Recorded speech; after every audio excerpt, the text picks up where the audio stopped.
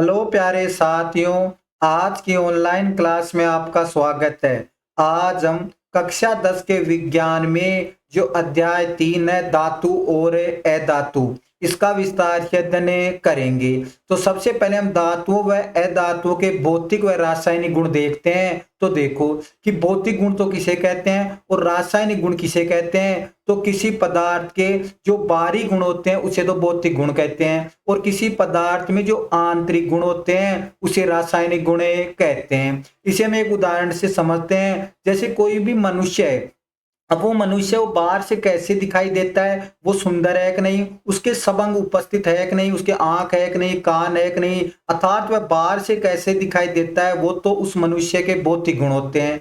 और जब जो गुण मनुष्य के आंतरिक होते हैं, अर्थात वो मनुष्य व्यवहार से विनम्र है कि नहीं है, उसमें बुद्धि उपस्थित है कि नहीं है, तो ये गुण मनुष्य के आंतरिक गुण कहलाते हैं। अब हम अर्थात रासायनिक गुण कहते हैं। जो आंतरिक गुण होते हैं वो रासायनिक गुण होते हैं, और जो बाहरी गुण होते हैं वो भौतिक गुण होते हैं। अब हम धातु के भौतिक गुणों को देखें तो सबसे पहले जो भौतिक गुण होते हैं वो चमक होती है। अर्थात प्रत्येक धातु की जो सतह होती है वो चमकीली होती है, और जो चमकीली होने के कारण ही इस चमकीली होने के कारण ही इसे धात्विक चमक कहते हैं। जैसे देखो, जैसे जो लोहा है, लोहा और जो स्टील के बर्तन है अर्थात कॉपर के जो बर्तन होते हैं, जब वो नए होते हैं तो उनकी सतह वो चमकीली होती है, अर्थात वो चमकीले दिखाई देते हैं। अब हम दूसरा देखें, कठोरता समझे कि जो सभी धातुएं होती है वो कठोर होती है, परंतु कुछ धातु ऐसी भी होती है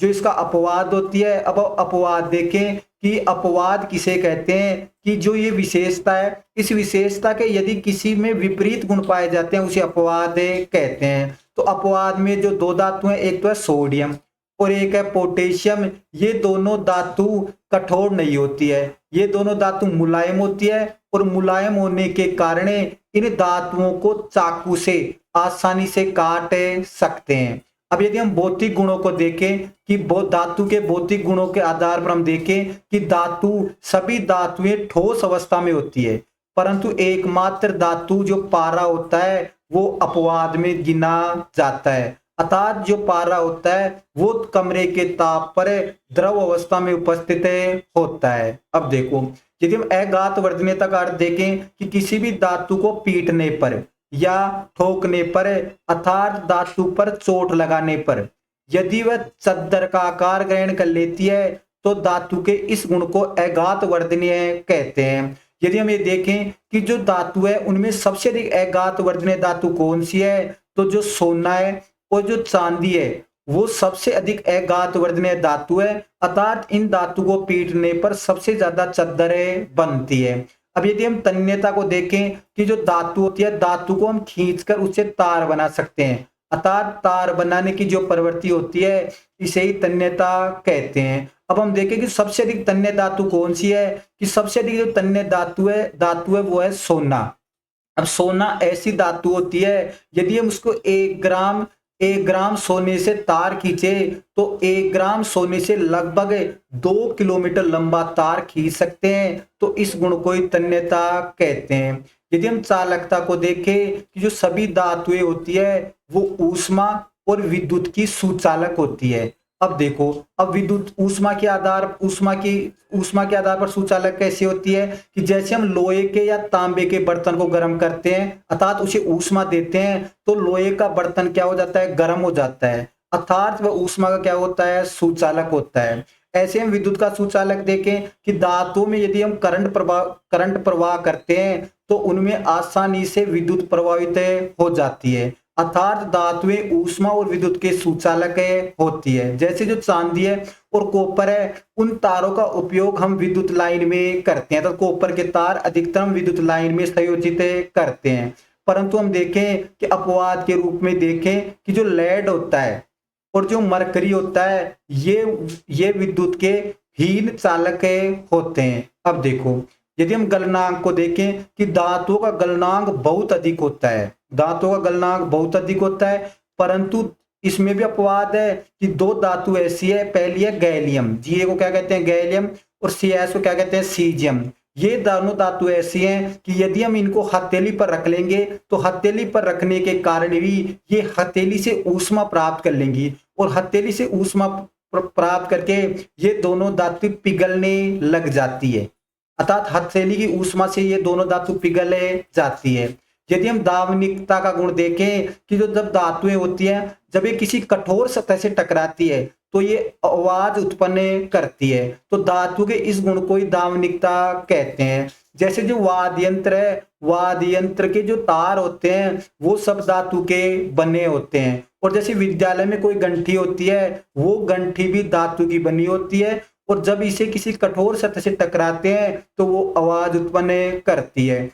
अब हम धातु के भौतिक गुणों को पढ़ने के बाद में यदि हम अधातु के भौतिक गुण पढ़े तो देखो, अब हम अधातुओं के भौतिक गुण देखते हैं। यदि हम अधातुओं के उदाहरण देखें तो जैसे कार्बन है, सल्फर है, हाइड्रोजन है और ऑक्सीजन है, ये सभी जैसी धातुएं होती हैं वो अधातु के उदाहरण होते हैं। अब देखो यदि इसका पहला भौतिक गुण देखें तो अधातु चमकविहीन होती है, अर्थात अधातुओं में कोई चमक नहीं पाई जाती है, परंतु इसका कुछ क्या होते हैं, अपवाद होते हैं। अपवाद का अर्थ है इस विशेषता से विपरीत गुण होते हैं उसे अपवाद कहते हैं।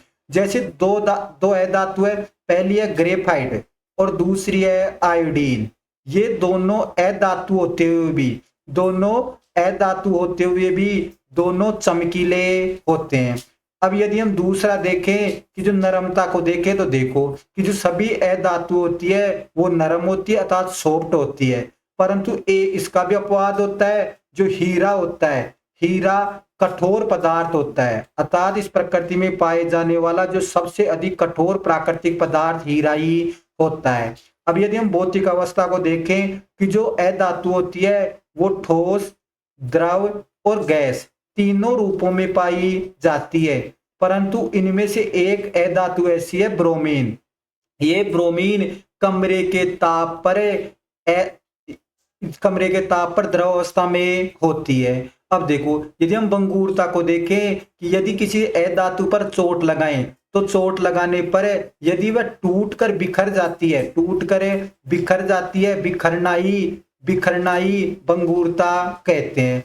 जैसे यदि हम कोयले के टुकड़े पर चोट लगाएं तो कोयले का जो टुकड़ा होता है वो टूटकर अपने टुकड़ों में बिखर जाता है, अर्थात कोयले का चूर्ण बन जाता है, तो इस गुण को ही भंगुरता कहते हैं। यदि हम कुचालक के आधार पर देखें, जो सभी अधातु होती है वो विद्युत व ऊष्मा की कुचालक होती है, परंतु इसके कुछ क्या है, अपवाद है कि जो हीरा है, हीरा तो ऊष्मा का क्या होता है, सुचालक है। अपवाद, हीरा तो ऊष्मा का सुचालक होता है, जबकि जो ग्रेफाइट है वो विद्युत का सुचालक होता है।